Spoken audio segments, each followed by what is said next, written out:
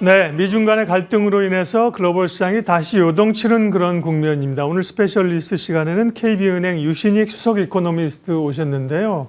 이런 미중 갈등이나 시장학적 이야기, 또 트럼프에 대해서 책도 쓰시고 리서치를 많이 하시기 때문에 궁금한 것들을 많이 좀 여쭤볼 수 있을 것 같습니다. 어서 오십시오. 네, 반갑습니다.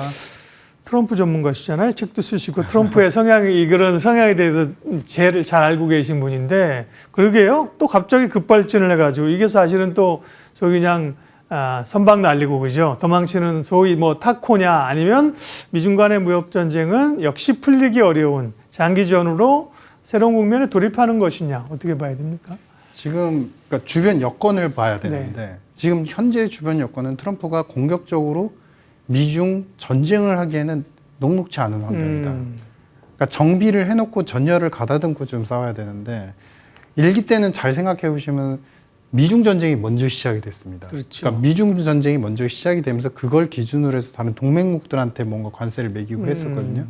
근데 지금은 이게 트럼프 2기의 이제 특징적인 전략인데 지금은 동맹국들한테 모든 관세 전략을 먼저 실시를 했고 그러게요. 먼저 실시를 하면서 어떤 현상이 나타났냐면 일부 제품, 소재, 자동차 부품, 반도체 그리고 히토류 관련되는 그런 것들 전반적으로 봐서 약간 쇼티지 그러니까 좀 모자랄 수 있는 상황들을 이미 동맹국들한테 너무 지나친 관세를 부과해서 그것 때문에 미국 내 기업들이 부담스러워서 잘 조달하지 못한 쇼티지의 환경을 이미 조성을 해놓은 상태입니다. 네. 그러니까 쉽게 말하면은 굉장히 큰 펀치를 날리기에는 너무나 주변에 이제 자잘자잘한 적들을 많이 만들어 놓은 상태인 거예요.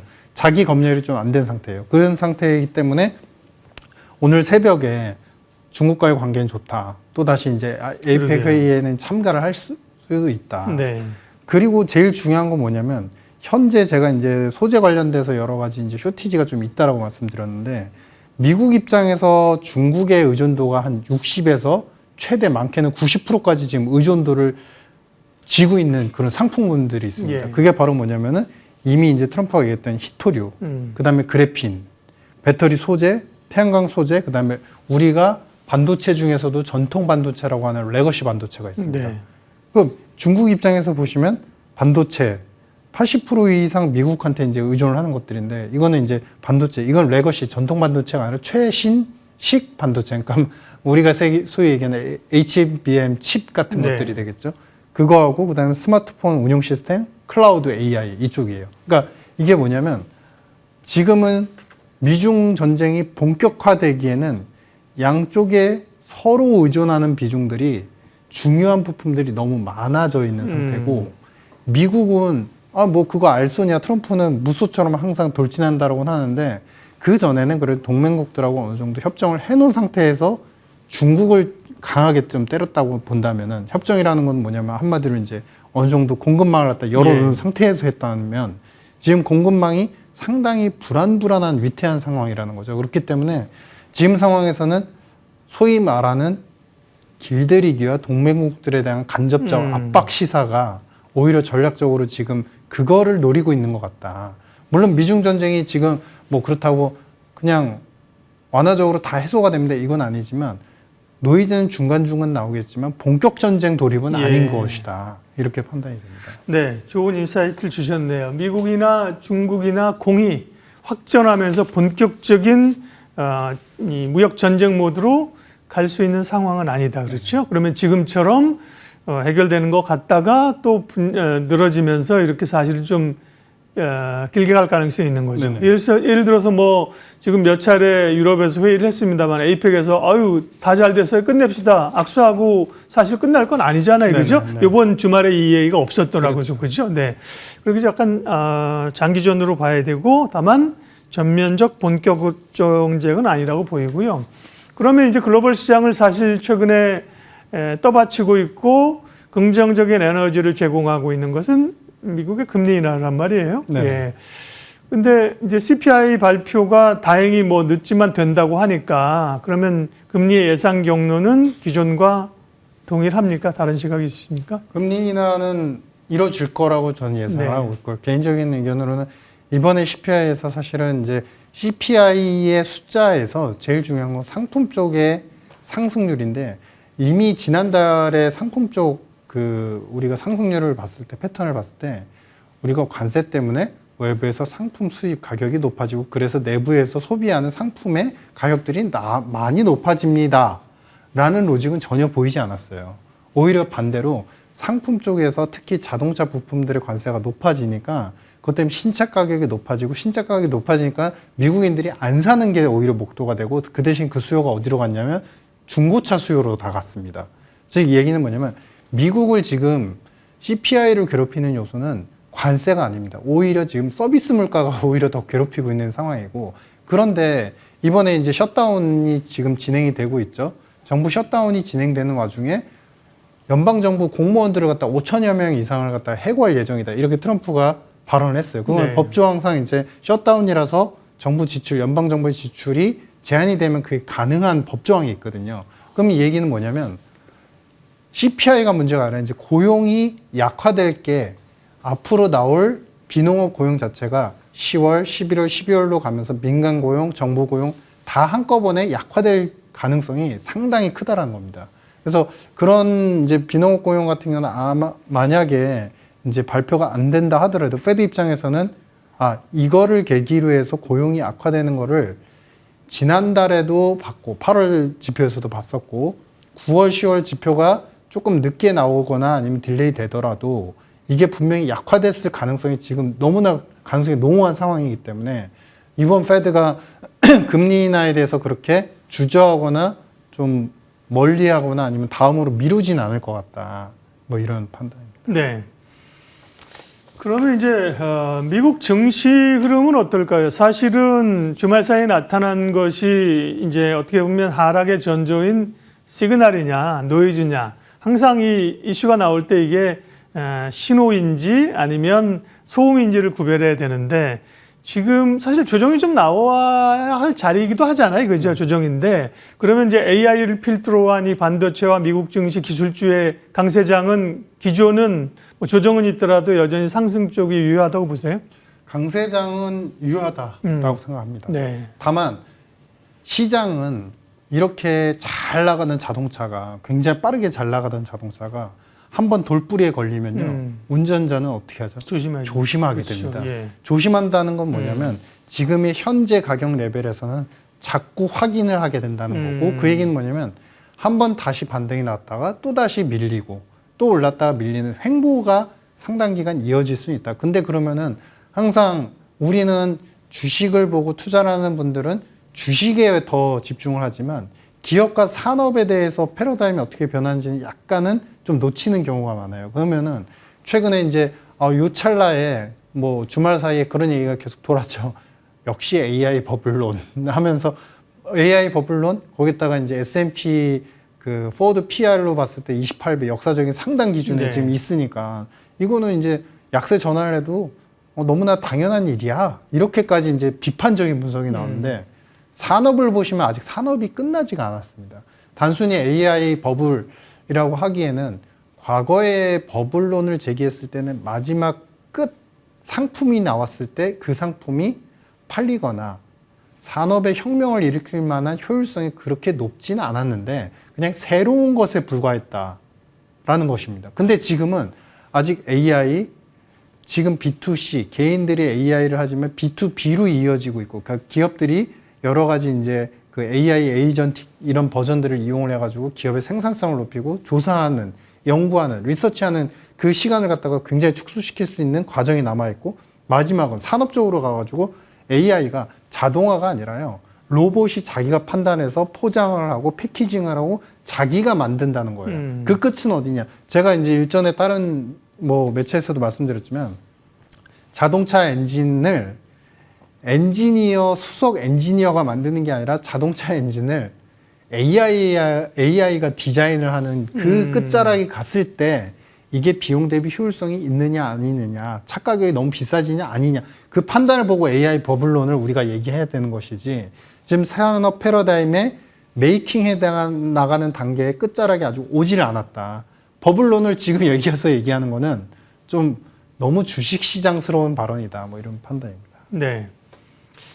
그런데 특이한 건 지금 말씀하신 것처럼 AI가 버블론과 함께 성장하면서 회의를 머금고 성장하면서 주가도 오르고 있는데 주식은 대표적으로 이제 위험을 가지고 가는 위험 자산이란 말이죠.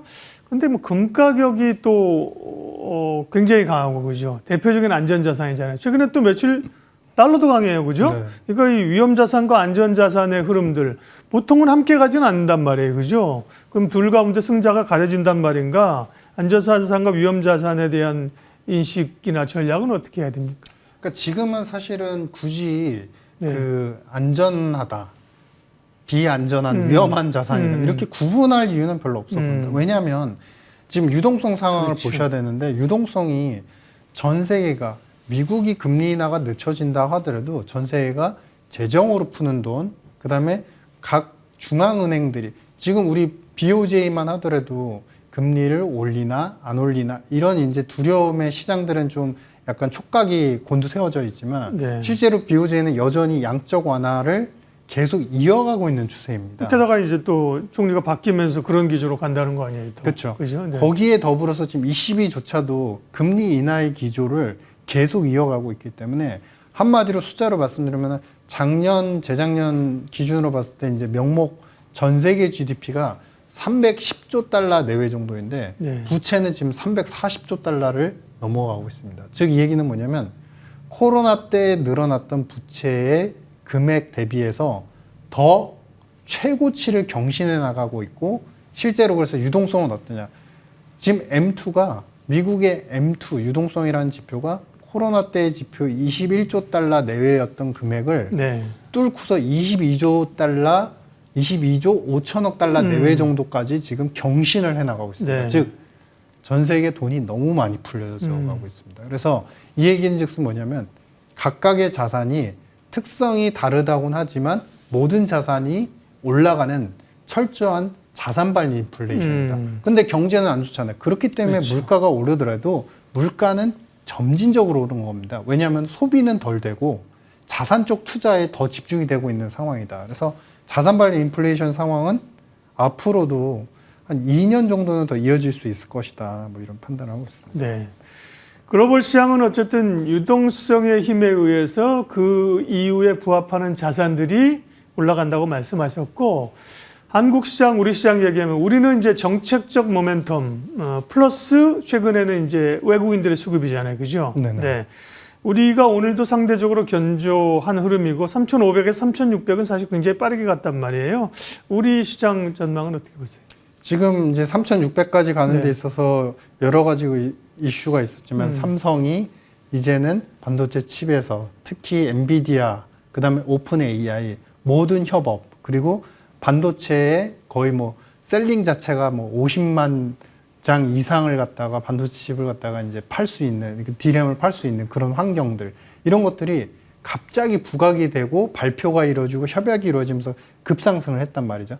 근데 이럴 때 우리는 이제 항상 판단을 하셔야 될 부분이 뭐냐면 첫 번째 이게 단기적인 이슈성이냐 아니면 이게 기업의 체질을 바꿀 수 있는 이슈이냐 장기적인 이슈냐. 근데 지금 후자로 보이거든요.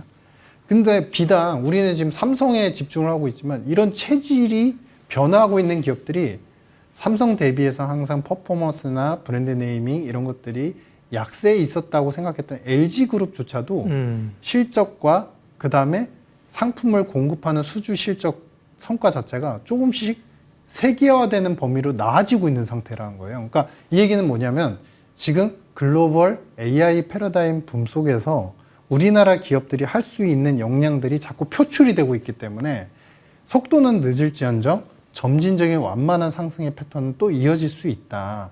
이건 단순히 그냥 외국인이 좀 샀다 팔았다 하면서 우리 시장에 빠져나가면 네. 또 수급 불안 때문에 또 빠진다. 이런 이슈가 아니고 체질이 바뀌기 때문에 결국에는 돈은 들어올 수밖에 없다. 그래서 완만한 상승 정도를 예상을 하고 있습니다. 그러니까 시장이나 뭐 전망 자체를 긍정적으로 보려고 사실은 거기에 맞추는 것이 아니라 네네. 실제 어떤 트렌드나 산업의 변화들을 보게 되면 여전히 확장적인 쪽으로 가고 있다는 말씀이고 우리 시장도 그렇고 글로벌 시장도 그러는데요. 다만 마지막으로 한 가지 우리 원화가 너무 가파른 상승, 소위 이제 원화의 약세가 그죠? 네. 1,430원까지 오는 거는 이게 좀 불안하지 않냐, 문제가 아니냐 이런 생각이 드는데 이 부분은 어떻게 아미 통화 사업이 되면 해결이 되는 문제인가요? 그 전까지는 불안한가요? 그러니까 이게 문제가 네. 결국에는 관세 관련돼서 투자 협정에 대한 협약을 트럼프 미국 대통령이 선불이라고 표현을 했고 네. 3,500억 혹은 3,800억 달러. 이게 금액을 끌 수는 없다. 근데 그러면 이 재원을 어디서 보존할 거냐. 이게 지금 해소가 안 된 상태예요. 왜냐하면은 우리가 그러면은 갑작스럽게 3,500억, 4,000억 가까운 돈을 외환국을 4,000억 다 쓸 수도 없고, 그렇죠. 외화지급 준비금이라는 게 한은에서 준비금으로 갖고 있는데 그런데 그걸로 지급을 할 거냐 아니면은 외국한 평형 기금이라고 해서 네. 외평채를 우리가 발행하고 외환시장을 그렇죠. 안정화시킬 때 쓰는 돈인데 그 돈을 지난번 정부에서 한번 예산의 부족분을 충당하기 위해서 일부 쓴 적이 있었습니다. 그래서 그걸 쓸 거냐. 근데 어느 쪽을 쓰든 너무 불안한 거예요. 그렇죠. 네. 그렇기 때문에 이 이슈가 해소되기 전까지는 환율의 상승세 자체는 끝나지 않는다. 다만 이것이 우리가 수출이 잘 되고 앞으로 경상수지, 무역수지 흑자가 이어질 수 있는 환경인데 환율은 계속 갈 거냐. 그런 펀더멘탈 환경은 아닌 것이고요. 기업들은 그렇죠. 수출 실적이 계속 늘어나고 있고 조선도 마찬가지이기 때문에. 근데 다만 정책적으로 이게 어떻게 해소되느냐. 그게 클로징이 돼야 환율이 내림세로 전환이 될 수 있을 상황이다. 네. 이런 판단입니다. 예, 오늘은 이제 미중 갈등과 관련된 전반적인 이야기를 점검을 했고요. 내일은 반도체 얘기를 조금 더 집중적으로 해서 스페셜리스트 시간에 얘기하겠습니다. 이주환 인더스트리 애널리스트와 함께 반도체의 최근 변화들 내일 다루죠. 오늘 스페셜리스트는 여기까지 하겠습니다. KB은행 유신익 수석 이코노미스트 함께 했습니다. 박사님 고맙습니다. 네, 감사합니다.